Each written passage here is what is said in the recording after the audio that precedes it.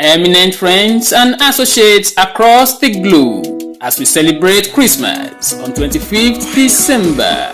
Kindly join me to celebrate a unique and an illustrious Nigerian whose birthday coincides with that of the Most High Jesus Christ, Noble Prince Adebayo Emmanuel Alaba. The Abuja FCT-based Noble Prince Adebayo Emmanuel Alaba hails from Modakeke, Osun State, Nigeria.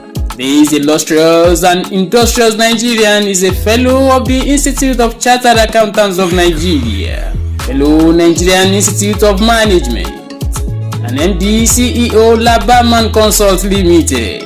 Noble Prince Adebayo Emmanuel Alaba, you remain mentor and worthy role model to our vast youthful population. Your legacy of inspiration will enrich lives of the youths of today and those of every new generations to come. Thanks for being a blessing to this generation.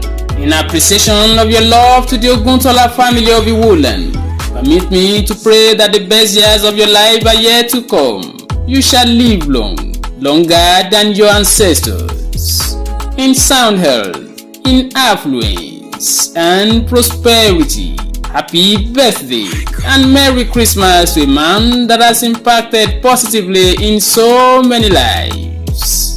Ọmọọba Adebayo Emmanuel Alaba, ẹ̀yin lọmọ Modakeke Àkọ́ráyè, ẹ̀yin lọmọ Ògúntẹ̀lúdó, ọmọ akíkanjú lójú ogun, Modakeke ọmọ arógun másà, ọmọ iye àkórí àràbà tí ń fọhùn bí èèyàn, ẹ̀yin lọmọ àkọ́ má bá mi jà ń ò ṣe bí, ọmọ ẹni bá ṣe bí lẹ́yẹ yọ lójú jẹ.